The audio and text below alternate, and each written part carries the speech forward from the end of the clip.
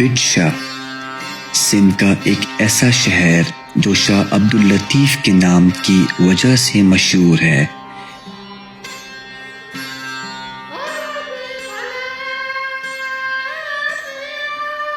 جہاں ہر مذہب، ہر طبقے، ہر برادری کے لوگ آتے ہیں اور لطیف سرکار سے اپنے عقیدت کا اظہار کرتے ہیں۔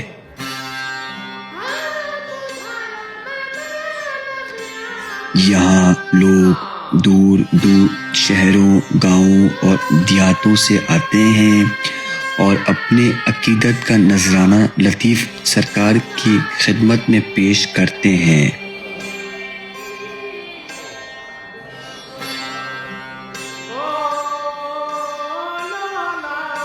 سائیں کے بارے میں کہڑی ॿुधायो؟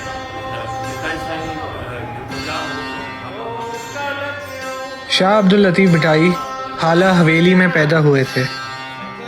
ان کے والد کا نام حبیب سائیں تھا۔ بھٹائی سائیں کے دادا کریم سائیں کوٹری سے آئے تھے بٹشا، جہاں انہوں نے ایک بھٹ پہ نماز پڑھی تو وہاں کے فقیروں نے ان سے پوچھا کہ آپ نے ساری زمین چھوڑ کر اس بھٹ پہ نماز کیوں پڑھی؟ تو انہوں نے جواب دیا کہ ہماری صلب میں سے ایک ایسے بچے کا ظہور ہوگا جس کا یہاں پہ روزہ بنے گا۔ اس لیے بھٹائی سائیں نے اپنے والد حبیب سائیں کو پہلے دفنایا اور ادھر ایک مسجد اپنے ہاتھوں سے تعمیر کی، اور بھٹائی سائیں کے ساتھ کمبر فقیر اور دوسرے فقیر تھے، تو بھٹائی سائیں نے ان فقیروں سے تنبورہ بنوایا۔ بھٹائی سائیں نے تنبورے کا جو آگے والا حصہ ہے وہ خالی رکھوایا۔ یہاں جو بھی آتا ہے وہ اس فرضی دنیا سے عارضی طور پر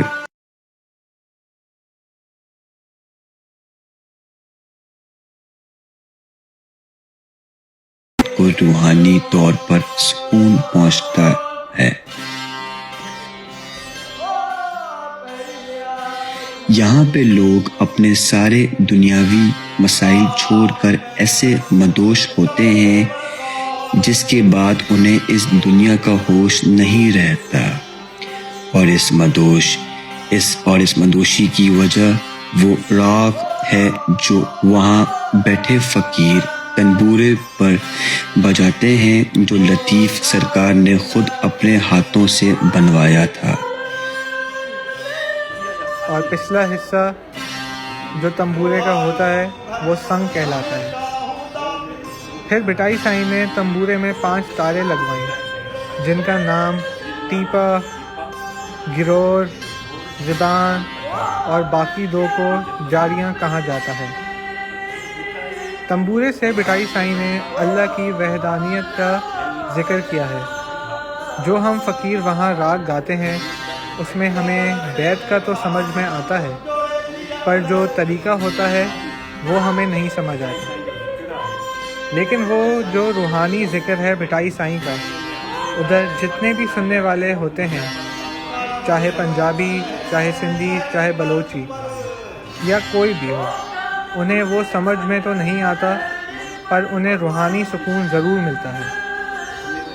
یہاں ہر طبقے کے لوگ آتے ہیں اور وہ اس راگ کو سن کر مدوش ہو جاتے ہیں۔ بھٹائی سائیں نے تنبورے کو علم کی شکل میں رکھا ہے۔ وہ ہاتھ میں بجاتے تھے تو یہ بھٹائی سائیں نے غیبی ماتم کیا ہے، جس طرح قلندر سائیں نے پیروں سے ماتم کیا تھا، ایسے جس طرح جھولے ہیں، تو یہ غیبی ماتم بھٹائی سائیں نے کیا۔ بھٹائی سائیں اصل میں امام موسیٰ کاظم کی صلب سے ہیں۔ سائیں کا 30 کا شجرہ ہے۔ بھٹائی سائیں حبیب سائیں کے بیٹے ہیں اور حبیب سائیں عبدالقدوس کے، اور عبدالقدوس جمال شاہ کے بیٹے ہیں اور جمال شاہ کریم سائیں کے۔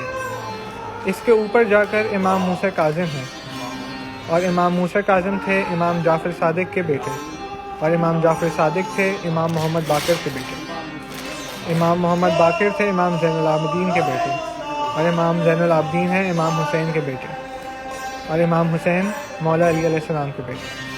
تو بٹائی سائیں کا جو شجرہ ہے وہ پنجتن سے ملتا ہے۔ سورج ڈھلنے کے بعد دھمال چلتی ہے، یہ اصل میں جو نگارہ بجا، نگارے کے ساتھ بھٹائی سائیں نے دھمال لگوائی۔ اب میں آپ کو بتاتا ہوں عبادت کے بارے میں۔ بھٹائی سائیں نے جو عبادت کی ہے وہ مہینے کے پہلے پیر کو کی ہے، جبکہ دوسری راتیں بھی ہیں جیسے جمعرات اور معراج کی رات پر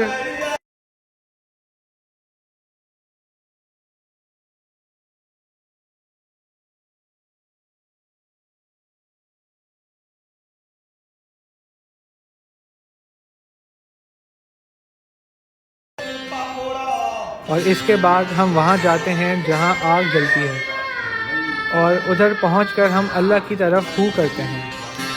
ہم ضرب لگا کے فقیروں سے مل کر ان کو مبارکباد دے کر وہاں سے چلے جاتے ہیں۔ یہ وہ دن بھٹائی سائیں نے منایا ہے جس دن رسول اللہ صلی اللہ علیہ وسلم کی پیدائش ہوئی تھی، پر بہت لوگوں کو یہ نہیں پتا کہ یہ دن کیوں منایا جاتا ہے، یہ آگ کیوں جلتی ہے، اس کا کسی کو بھی نہیں پتا۔ اور جس طرح انہوں نے بولا کہ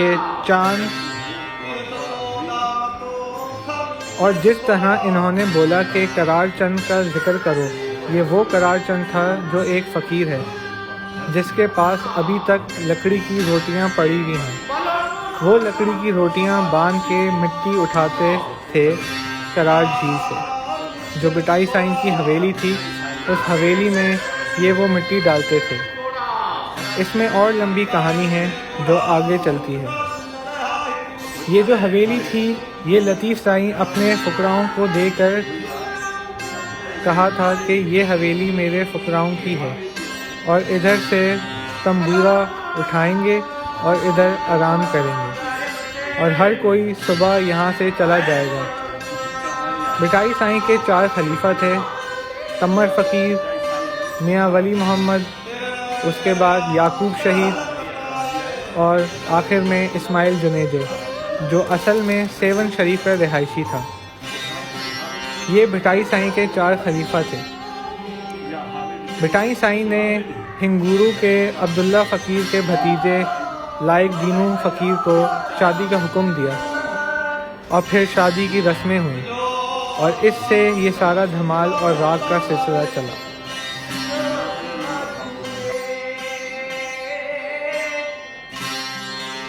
تنبور سے ایسے راگ بجتے ہیں جو انسان پہ ایسے صفت طاری کر دیتے ہیں جو انسان کو ساری دنیاوی مسائل سے عارضی طور پر رہا کر دیتی ہیں، اور انسان ایک روحانی سفر پر نکل جاتا ہے جس میں اسے نہ اپنا ہوش ہوتا ہے نہ اپنے ارد گرد کا، وہ بس اپنے ہی آپ میں مگن ہوتا ہے۔